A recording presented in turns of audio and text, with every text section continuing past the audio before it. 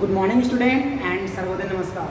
काफ़ी समय से लॉकडाउन के कारण हमारा वीडियो नहीं आ रहा था और हमारा कनेक्शन टूट गया था आप लोग से बच्चों से, ठीक है। सो आज मैं फिर से अब आपको वीडियो दे रहा हूँ। इससे पहले मैंने आपको ऑडियो दिया था और PDF में chapter number 4 social studies geography का क्लाइमेट का नोट्स दिया था और बोला था सभी बच्चों को उसको रीड आउट करें।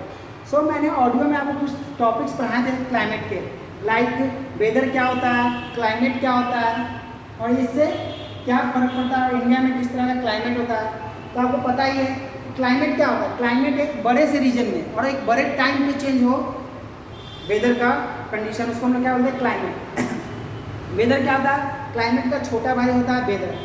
वेदर क्या एक छोटे से एरिया में और एक on a time, on a instant of time, second में चेंज हो, उसको हम लोग क्या बोलते हैं वेदर। जैसे एग्जाम्पल अभी देख लीजिए, कल गर्मी पड़ रही थी, कल ही का एग्जाम्पल लीजिए। हमारे इंडिया में, हमारे पटना में देख लीजिए, कल क्या था, बहुत गर्म था और अचानक से रात होते होते बारिश हो गई। तो ये क्या हुआ, वेदर चेंज हो गया, at a time of weather change हो गया। उसको हम लोग क्या बोलते हैं, एक छोटे से एरिया में जब एटमॉस्फेयर चेंज होता है, क्या होता है, एक छोटे से एरिया में eight a time atmosphere change होता है, उसको हम लोग क्या बोलते हैं वेदर।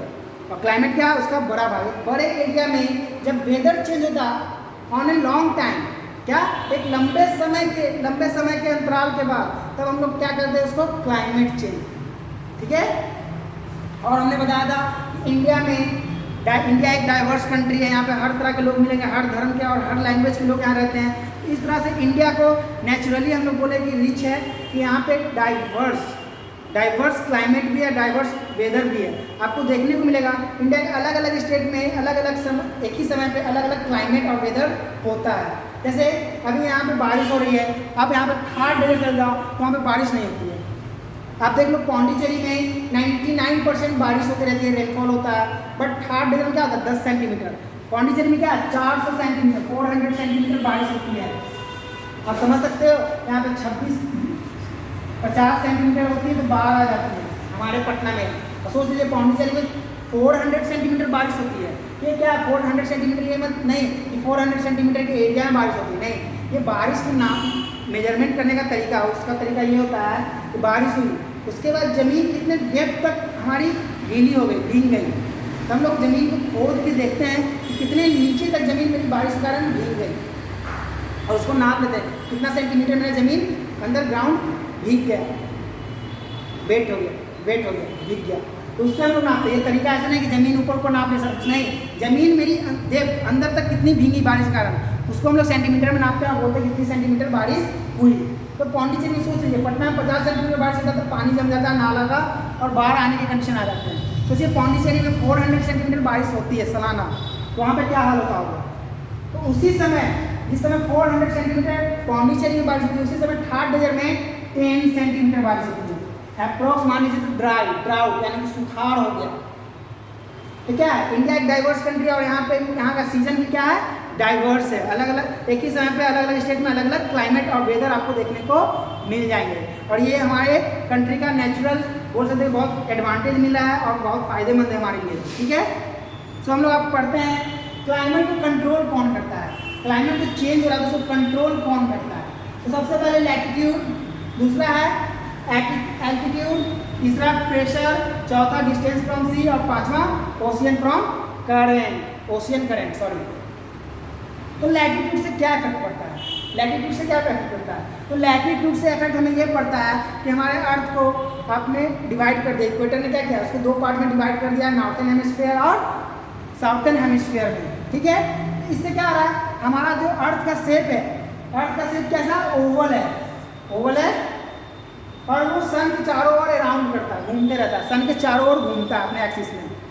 तो लैटिट्यूड से ये होता है कि सन का जो सोलर एनर्जी है वो हर पार्ट में एक समान नहीं पड़ता, अर्थ के हर पार्ट में एक समान नहीं पड़ता, जिसके कारण क्या होता है, अलग अलग टाइम पे अलग अलग सूरज की किरण पहुंचती है हर पार्ट में इंडिया के अर्थ के, जिससे क्या होता है कि आपकी उस एनर्जी का कहीं पे ज़्यादा पड़ रहा है उस समय। जैसे हम यहाँ पर सन है, मान लीजिए एग्जाम्पल ये सन है, सॉरी फिर से मैं बता देता हूँ, आपको फिगर दिखा देता हूँ, फिगर कैसे समझ लीजिएगा आप लोग। ये सन है, क्या है, सन थोड़ा टेढ़ा है, मेरा ड्राइंग इतना अच्छा नहीं है, थोड़ा टेढ़ा हो गया, इससे कोई मतलब नहीं आपको। मान लीजिए सन है, ये अर्थ है, ये क्या होता है, ये रोटेट होता है, अपने एक्सिस में रोटेट करता है, ठीक है। तो अभी अर्थ इस पोजीशन पे, कहाँ पे? इस पोजीशन पे। तो जो सूर्य की किरण है यहाँ पे पड़ेगी और इस वाले रीजन में क्या होगा? डार्क है, इस वाले रीजन में नहीं पड़ रहा है, तो यहाँ पे ज़्यादा हीट होगी, यहाँ पे हॉट क्लाइमेट होगा। उस समय जब तक ये रोटेट ना कर रहा है, उस समय जब इस तरफ हो तो कुछ समय बाद क्या होगा? ये रोटेट होते होते ऐसे हो जाएगी, तो ये पार्ट इधर आ जाएगा और ये पार्ट इधर आ जाएगा। तो जिस समय इसमें सूरज की रोशनी ज़्यादा पड़ रही है उस समय क्या हो रहा है? यहाँ पे सूरज की रोशनी नहीं पड़ रही है। इससे डे और नाइट इसी से होता है, रोटेशन से ही होता है, ठीक है। तो यहाँ पे दिन में क्या है? हॉट पड़ रही है। ये भी एक क्लाइमेट चेंज करने का एक फैक्टर है, बहुत बड़ा कंट्रोल है क्लाइमेट कंट्रोल करने का। आपका लैटिट्यूड, लैटिट्यूड के कारण क्या होता है? एक ही समय पे पूरे अर्थ पे इक्वल सोलर एनर्जी नहीं पड़ती। तीसरा एल्टीट्यूड, क्या है आपका? एल्टीट्यूड। तो एल्टीट्यूड कैसे कंट्रोल करता है आपका? तो एल्टीट्यूड आप देख सकते हैं कि नॉर्थ में हमारे हिमालय, क्या है? हिमालय, माउंट एवरेस्ट, हिमालय, जो कि अप्रॉक्स 6000 किलोमीटर की हाइट है, 6000 किलोमीटर की हाइट है, ऊंचा है वो। तो वो क्या करता है? आपके सेंट्रल एशिया, जितने भी आपके सेंट्रल एशिया है या नॉर्थ एशिया में जो भी कंट्री है वो ठंडे हैं, क्या है? वहाँ पे कोल्ड ज़्यादा है। तो उधर से जो हवा आती है, क्या आती है? कोल्ड हवा जो आती है उसको इंडिया में इंटर करने से वो कौन रोकता है? आपका हिमालय। कौन रोकता है? आपका हिमालय रोकता है, ठीक है। हिमालय उसको रोकता है। क्यों रोकता है? क्योंकि वो 6000 अप्रॉक्स, मैं एक्यूरेट नहीं बता रहा हूँ कि आप 6000 बोल दीजिएगा, मैं अप्रॉक्स बता रहा हूँ कि वो 6000 किलोमीटर से ज़्यादा ही हो सकता है। अप्रॉक्स 6000 किलोमीटर की हाइट है उसकी।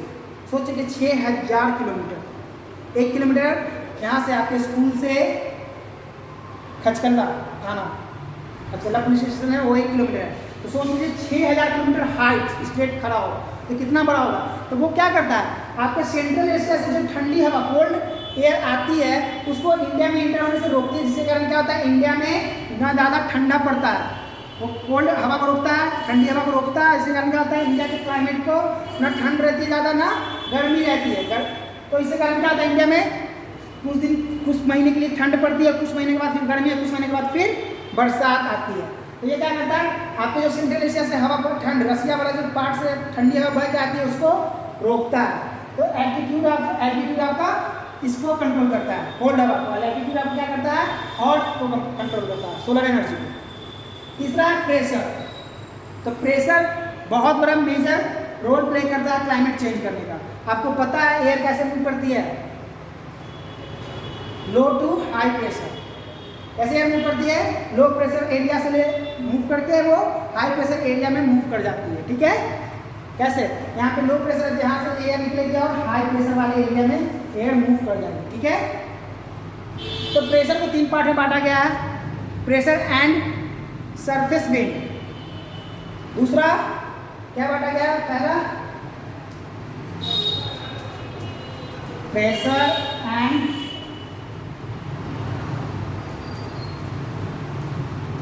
Surface wind. दूसरा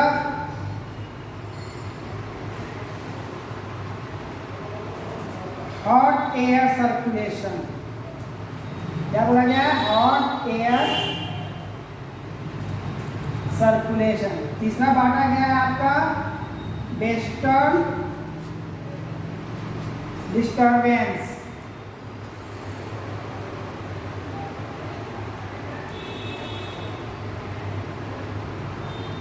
कितने पार्ट में बांटा गया प्रेशर को? 3 पार्ट में, pressure and surface wind, hot air circulation, तीसरा वेस्टर्न डिस्टर्बेंस। तो समझिए प्रेशर एंड सरफेस विंड आपको पता ही है, आपको पता ही है। तो नॉर्थन हेमिस्फीयर हमारा जो ट्रॉपिकल है, हमारे इक्वेटर का क्या, इंडिया को 2 पार्ट में बांट दिया, एक नॉर्थन हेमिस्फीयर, एक साउथर्न हेमिस्फीयर। जो नॉर्थन हेमिस्फीयर इसको हम लोग बोलते हैं ट्रॉपिकल और साउथर्न हेमिस्फीयर को क्या बोलते हैं? सब ट्रॉपिकल। तो नॉर्थन हेमिस्फीयर से जो प्रेशर आता है वो कोल्ड होता है। क्या होता है? कोल्ड होता है, और वो आपके नॉर्थ ईस्ट वाले पार्ट में फ्लो कर जाता है। नॉर्थन हेमिस्फीयर से जो हवा आता है वो नॉर्थ ईस्ट वाले पार्ट में फ्लो करता है। बट वहाँ से क्या होता है? कौन सा फोर्स बोलते हैं उसको? कॉरेलियर फोर्स। क्या बोलते हैं? कॉरोफिलस। कॉरोफिलस फोर्स के कारण वो उसको क्या करता है? उसको डिफ्लेक्ट कर देता है। कॉरोफिलस फोर्स के कारण उसको क्या करता है? वो क्या करता है? उस हवा को डिफ्लेक्ट करता है। डिफ्लेक्ट करके किसको कर देता है? राइट में भेज देता है। क्या करता है? उसको डिफ्लेक्ट कर देता है।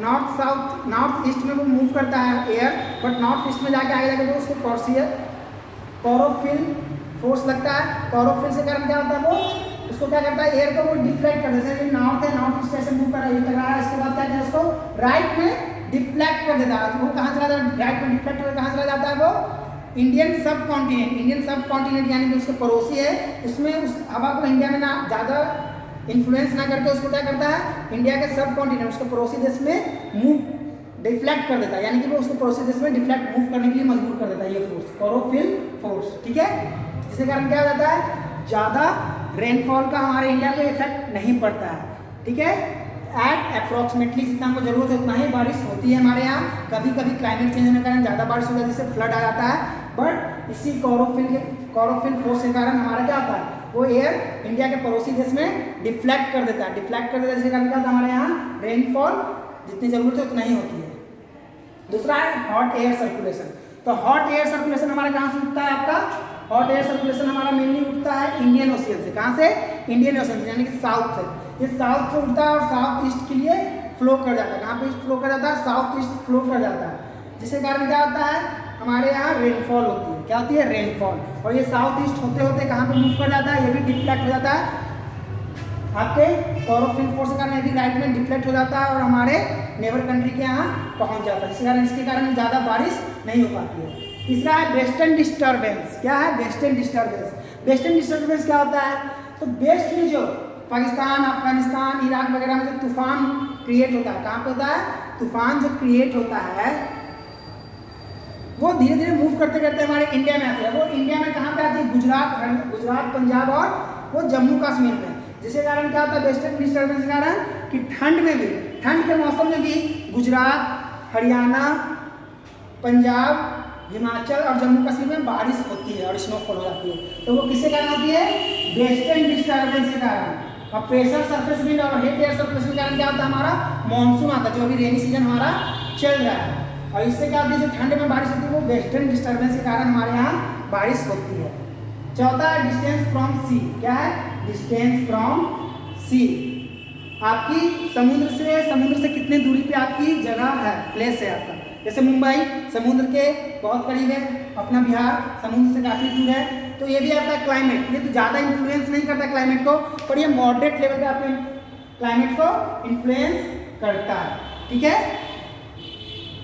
तीसरा है आपका ओशियन करंट। क्या है, ओशियन करंट। तो ओशियन करंट आप देखते होंगे ये भी मॉडरेट इन्फ्लुएंस करता है क्लाइमेट को।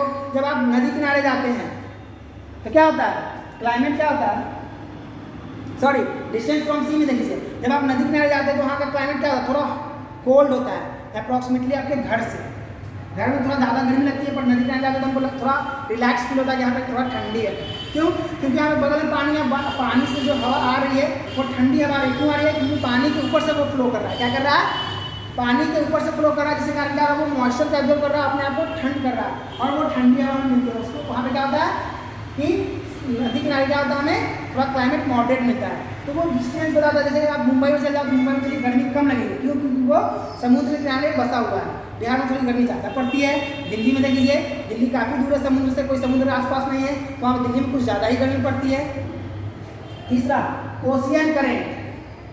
तो ओशियन करंट का ये एक फॉर्मूला है कि वो गर्मी के दिन में गर्म रहता है वहाँ का क्लाइमेट और ठंडे दिन में ठंडा क्लाइमेट होता है। सो आज क्लास हम लोग यहीं पे खत्म करते हैं। नेक्स्ट क्लास में हम लोग पढ़ेंगे फैक्टर दैट अफेक्ट क्लाइमेट। कौन कौन से फैक्टर है जो क्लाइमेट को अफेक्ट करते हैं, तो वो वही सेम फैक्टर है, इसी को कुछ डिटेल में हम लोग एक्सप्लेन कर लेंगे, इसी को पढ़ लेंगे। ठीक है, तो मैं फिर से बच्चों से अनुरोध करता हूँ घर में रहें, सुरक्षित रहें, अनावश्यक घर से बाहर ना निकलें। धन्यवाद।